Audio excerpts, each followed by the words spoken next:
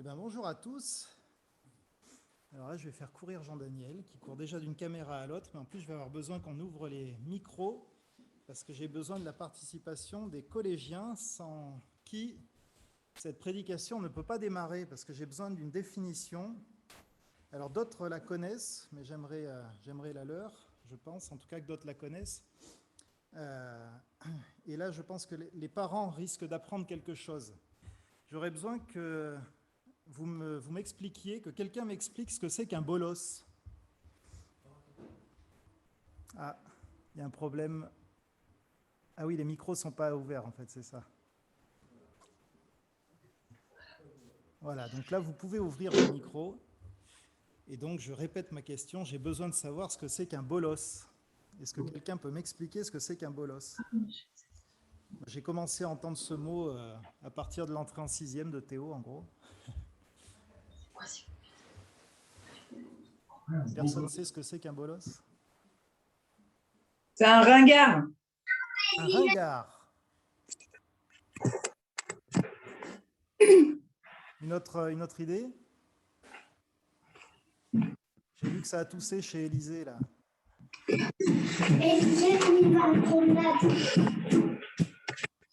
Non?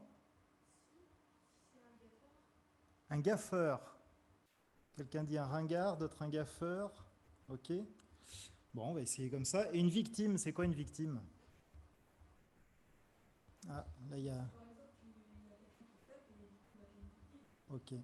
Donc Marius dit, il y a quelqu'un qui te tape et du coup tu es une victime. Ok. Alors un bolos, je ne suis pas sûr. Du coup, j'ai un petit doute. Moi, en tout cas, pour moi, un bolos, c'est celui qui se la joue dur à cuire, quoi. C'est le... Alors peut-être que je me trompe, hein, mais en tout cas, c'est de ça que je parle, moi, quand je parle d'un bolos. Si j'ai tort, vous m'envoyez un mail, vous m'expliquez en détail ce que c'est qu'un bolos. Mais c'est celui qui fait le caïd, quoi, un peu dans la cour de récré, là, qui est toujours entouré de deux, trois copains, qui fait deux têtes de plus que les autres, et puis qui impose le respect un peu parce que il fait peur, en fait. Et, et une victime, bah, oui, c'est ce que Marius a dit, quoi. C'est quelqu'un qui est dans une posture, voilà, où en général, il se fait enquiquiner, quoi, par les bolosses, justement. Et j'ai un copain, quand il était jeune, c'était une victime. Parce que dans la cour, il y avait un bolos qui venait toujours bien, bravo, bon réflexe, l'enquiquiner, tout à fait. Et c'était quelqu'un dont tout le monde avait peur. Alors, je ne sais pas exactement si c'était fin de primaire, début de collège, mais enfin, c'était dans ces eaux-là, quoi. Tout le monde en avait peur.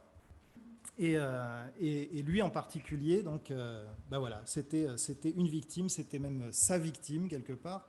Sauf qu'un jour, il s'est passé un truc qui a, qui a changé la donne, et je vais vous le raconter un tout petit peu plus tard.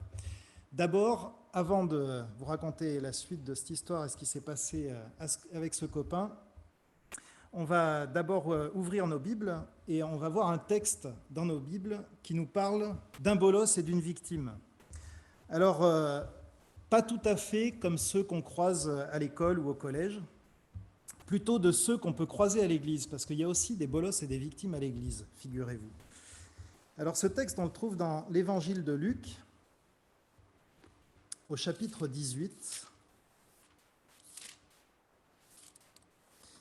et les versets 9 à 14. Voilà, et comme d'habitude, j'ouvre ma Bible comme si j'allais lire le texte dans ma Bible, sauf que je vais lire un autre texte, enfin d'une autre version. Je vous le lis dans la version Parole de vie. Ça ne doit pas changer grand-chose, si ce n'est que ça emploie des termes plus contemporains, plus faciles à comprendre pour nous aujourd'hui. Et donc ce texte commence comme ça. Certains croyaient être justes et ils méprisaient tous les autres. Et donc c'est pour eux, nous dit ce texte-là, que Jésus raconte cette histoire. Donc il raconte une histoire, Jésus. Et il dit, 2 hommes vont au temple pour prier. L'un est un bolos, l'autre est une victime. Enfin, dans ma version, j'ai l'un est pharisien, l'autre est employé des impôts. Alors c'est un truc un peu bizarre déjà, un pharisien, qu'est-ce que c'est? Et puis Pourquoi on met ça en parallèle avec un employé des impôts? Qu'est-ce qu'on a contre les employés des impôts? Qu'est-ce qu'ils ont fait, ces pauvres gens? Alors d'abord, un pharisien, c'est quelqu'un qui est membre du parti des pharisiens. C'était un courant religieux. Et c'est un peu c'est le bolos de l'Église, quoi. C'est-à-dire, c'est celui qui, vraiment, il aime la parole. Il y a plein de bonnes choses, hein. Il y a plein de bonnes choses chez le pharisien. Il aime la parole de Dieu. Il étudie la parole de Dieu. Il la scrute. Il la connaît par cœur. Il connaît sa Bible sur le bout des doigts. Et il s'applique beaucoup pour appliquer tous les commandements à la lettre. C'est important. C'est important pour lui, vraiment de bien comprendre cette parole et d'être bien obéissant à Dieu. Et du coup, je dis que c'est le bolos de l'Église parce qu'il est respecté, parce que vraiment, il est nickel, il est bien dans le cadre, bien, voilà, tout est parfait, en tout cas en extérieur, tout va bien, et c'est le chrétien nickel, quoi, impeccable. Et puis de l'autre côté, donc, on nous dit donc que cet homme-là va au temple pour prier. Puis de l'autre côté, il y a un autre homme qui va au temple aussi. Et on nous dit, lui, il est employé des impôts. Et lui, je dis que c'est la victime. Pourquoi? Parce que, en fait, c'est pas un employé des impôts comme aujourd'hui. Je veux dire, moi, j'avais un grand-père qui était employé des impôts et je vois pas trop le problème avec le fait qu'il soit employé des impôts. Le problème, c'est qu'à ce moment-là, Israël est sous occupation ennemie. Il y a les Romains qui ont envahi le pays. Et donc, les employés des impôts, c'était en fait des membres du peuple juif, donc des juifs qui recueillaient l'argent du peuple pour le donner à l'ennemi. Voilà. C'est un collabo, quoi, en fait. C'est quelqu'un qui collabore avec l'ennemi. Alors évidemment, ils n'étaient pas aimés, quoi. Ils n'étaient vraiment pas aimés, quoi. On les regardait, on les méprisait. Limite, on ne les considérait pas comme étant des frères, comme étant des gens du peuple. Ils n'étaient vraiment pas aimés. Et donc ces deux hommes vont à l'église, on pourrait dire, pour prier. Et puis, ils ont une attitude différente l'un et l'autre. C'est ce qu'on voit ensuite. D'abord, on nous dit, le pharisien, le bolos, quoi, il se met devant. Ben, c'est une attitude de bolos. Hein. Voilà. Il prend la meilleure place. C'est celle, on n'entend pas bien, c'est celle qui lui revient. En tout cas, il pense que c'est celle qui lui revient. Il se place au meilleur endroit, devant, il veut qu'on le voie, il faut qu'il brille, il est satisfait. Et puis, il est très heureux de se connaître. Hein. Regardez, voici comment il prie dans son cœur. Mon Dieu, je te remercie. Je te remercie parce que je ne suis pas comme les autres. Les autres, ils sont voleurs, ils sont injustes, ils sont adultères, ils font tout de travers. Moi, je fais tout nickel. Moi, je connais la loi, je l'applique et je fais tout très, très bien. Donc, il est très heureux de se connaître, il est tout content de s'être rencontré, le bolos. Hein, il s'aime bien et puis il méprise les autres. Et en particulier, il se sent très supérieur, évidemment, à la victime, à l'employé des impôts. Je te remercie, on nous dit ici, hein, c'est sa prière, je te remercie Seigneur parce que je ne suis pas comme l'autre là, l'employé des impôts, là, le collabo, là, je ne suis pas comme lui. Moi, je jeûne 2 fois par semaine. Moi, je donne le 10e de tout ce que je gagne. Moi, je suis impeccable. Et puis de l'autre côté, on a la victime, l'employé des impôts. Et alors lui, en bonne victime, qu'est-ce que fait une victime? Même au collège, je pense que c'est un peu pareil. Hein. Ça rase les murs, ça reste au fond, on ne veut pas se faire remarquer, on baisse les yeux, c'est ce qui nous est dit, l'employé des impôts reste derrière, il ne veut même pas lever les yeux vers le ciel. En particulier, il ne voudrait pas croiser le regard du bolos, bien sûr. Et puis on nous dit que lui, il se frappe la poitrine pour demander pardon, et il dit « Mon Dieu, aie pitié de moi, je suis un homme pécheur ». Il se sent misérable. On se sent misérable quand on est dans cette situation, hein. Quand on a quelqu'un qui vient, qui nous agresse et tout, on se sent absolument misérable. Et quand il vient pour prier, lui, il cherche en Dieu son secours, parce qu'il sait bien que s'il peut compter que sur lui-même, eh ben, il est foutu. Il est foutu. Et d'ailleurs, je vais prendre la suite de l'histoire que j'ai commencé à vous raconter tout à l'heure, parce que mon copain, lui, il a voulu compter sur lui-même. Et donc, comment il a fait ça? Eh bien, un jour, il est arrivé à l'école, il a vu le bolos dans la cour, il est allé le voir, il était de dos, il lui a tapé sur l'épaule, alors pas comme ça, plutôt comme ça, parce qu'il était beaucoup plus grand. Le gars s'est retourné et il lui a mis une bonne patate en pleine tête. Donc, un énorme cocard comme ça. Il s'est retrouvé par terre, l'autre. Et puis là, on se dit, bon, bah, c'est bon, il aura inspiré le respect. Eh ben non, c'est pas comme ça que ça s'est passé. En fait, il s'est fait menacer encore plus, en mode, toi, si je te chope à la sortie, tu vas voir ce que je te dégomme, machin, voilà. Et donc, bah, en fait, il n'a plus qu'à raser les murs 2 fois plus, à essayer de se cacher 2 fois plus, parce que maintenant, il avait l'autre qui voulait le choper. Mais Dieu a aussi fait quelque chose dans cette histoire, et je vous raconte ça encore un tout petit peu plus tard. Avant, on va écouter le verdict de Jésus sur ces 2 hommes qui montent au temple, le bolos et la victime. Et que nous dit Jésus? Verset 14, Jésus dit, « Je vous le dis, l'employé des impôts rentre chez lui et Dieu le considère comme une personne juste. Mais ce n'est pas le cas du pharisien. En effet, celui qui veut être au-dessus des autres, on lui donnera la dernière place, et celui qui prend la dernière place, on le mettra au-dessus des autres. » Donc, l'employé des impôts ici est justifié et pas le pharisien. L'employé des impôts est reconnu comme juste par Dieu et pas le pharisien. Alors pourquoi? Eh bien en fait parce que le bolos, il n'est pas moins misérable que la victime. Ce qui les différencie l'un et l'autre, c'est qu'il y en a un qui reconnaît sa misère et l'autre non. Le pharisien ne reconnaît pas sa misère. En fait, lui, il croit qu'il n'a pas besoin de Dieu, parce qu'il est super costaud, parce qu'il se sent, il se sent le roi du monde, il est suffisamment bon tout seul, il n'a pas besoin de Dieu. C'est un bolos, quoi.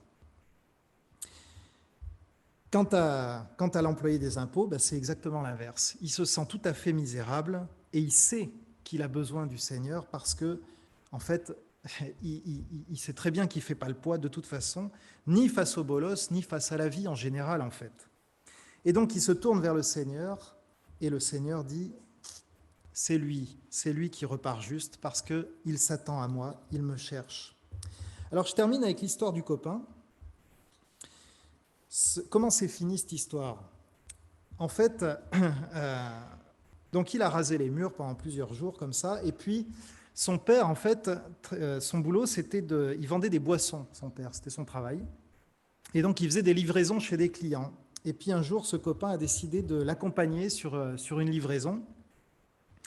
Donc ils montent en voiture tous les deux, ils vont chez le client, ils descendent de voiture chez le client, puis là le client arrive, et le client c'est une espèce d'énorme armoire à glace, un machin, de 2 mètres par 2 mètres, voilà, au carré, super costaud, une barbe comme ça, là, une espèce de biker ou je sais pas quoi, et il arrive, et on sent que c'est le genre de gars avec qui il faut pas, enfin on négocie pas, quoi. S'il dit un prix, on dit qu'on est d'accord, en gros c'est un peu ça l'idée.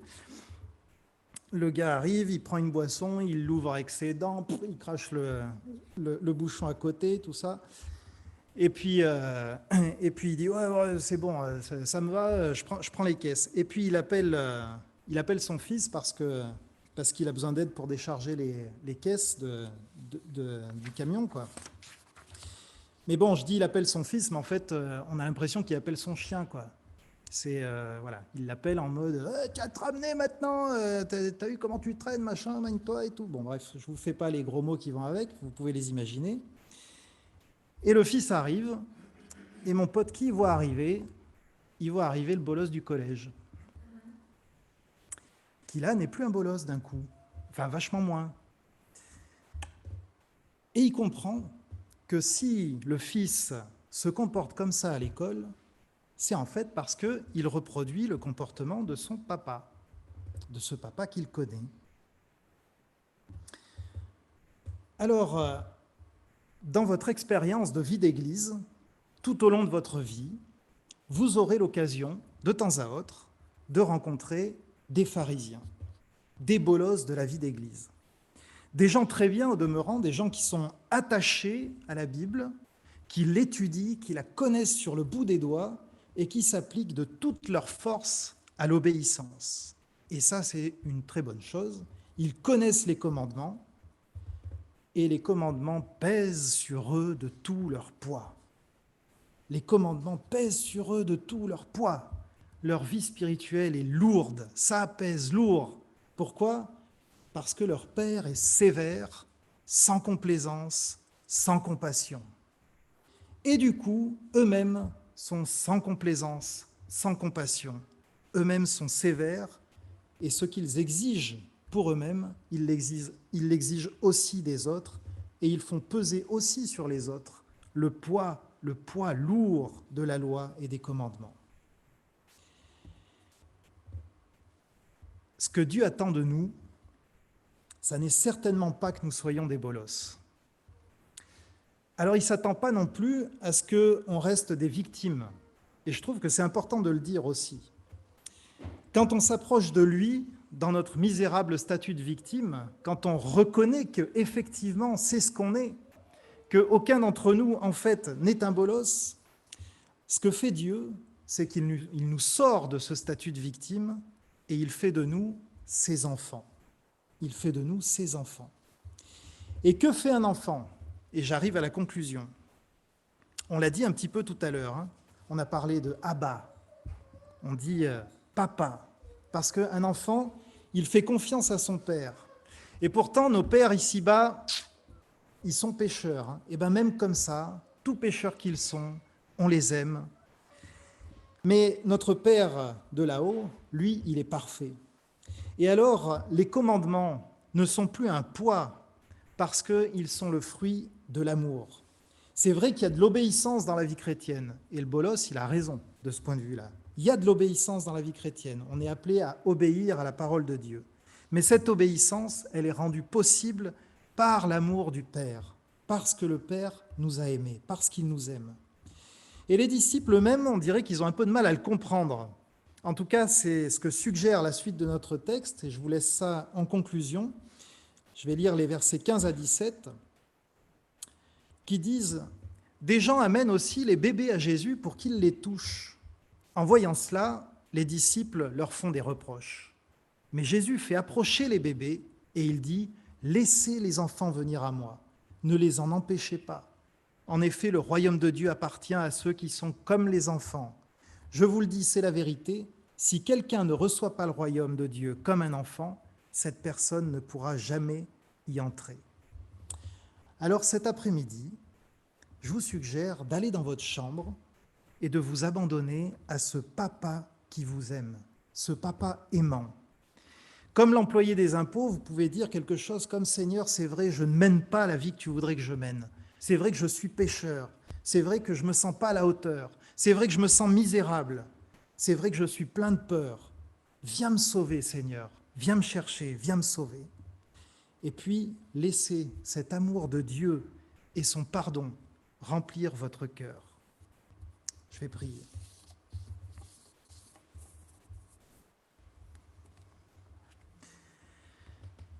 Seigneur, si nous nous réunissons chaque dimanche, c'est pour te dire que nous t'aimons. Et nous nous réjouissons, Seigneur, de cette possibilité qu'on a de pouvoir venir te le dire. Parce que toi, tu nous accueilles à bras ouverts. Et tu nous accueilles à bras ouverts parce que tu nous as aimés le premier. Et tu n'as attendu que ça, ce moment où on pourrait répondre à ton amour, où on pourrait se laisser simplement embarquer par ton amour, comme par une rivière qui nous emporte, Seigneur, qui nous emporte et qui nous porte. Et Seigneur, c'est vrai qu'il y a des commandements dans ta parole, parce que tu nous montres comment vivre bien cette vie. On sait que ta parole est bonne, et on le sait parce que tu es un Père aimant. Alors tes commandements ne pèsent pas sur nos épaules. Ton fardeau est léger. Ton fardeau est léger parce qu'il nous mène à la vie. Ce qui est lourd, c'est la désobéissance. Ce qui est lourd, c'est de s'éloigner de toi. Seigneur, je voudrais vraiment te prier ce matin pour que chacun d'entre nous, on puisse vivre de cette liberté-là qui naît dans ton amour de Père, Seigneur. Je te prie pour que toutes nos actions, toute notre obéissance soit portée par ton amour, pour que ça ne soit pas une obéissance pesante qui nous écrase et qui nous condamne, parce qu'il n'y a plus de condamnation pour ceux qui sont en Jésus-Christ. Je te remercie aussi parce que toi, tu vas chercher les humbles, Tu vas chercher ceux qui se reconnaissent vulnérables, ceux qui se sentent petits, ceux qui sont méprisés par les bolosses de ce monde, par les bolosses de nos églises, par les bolosses de nos collèges, de nos écoles, de nos lieux de travail. Seigneur, toi tu viens chercher celui qui se sent écrasé et tu le relèves. Pas pour en faire un bolos, pas pour qu'il se mette à écraser les autres à son tour, pour en faire ton enfant qui vit dans cette liberté de celui qui sait qu'il est aimé par toi. Je te prie pour que ça soit une réalité pour chacun d'entre nous aujourd'hui. Amen.